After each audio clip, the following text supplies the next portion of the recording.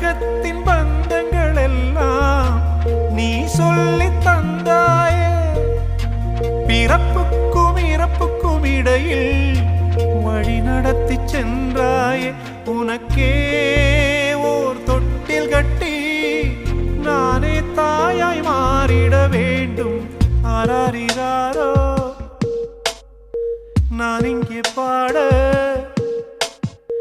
தாயே நீ கண்ணுறங்கு, என்னோட மடி சாய்ந்து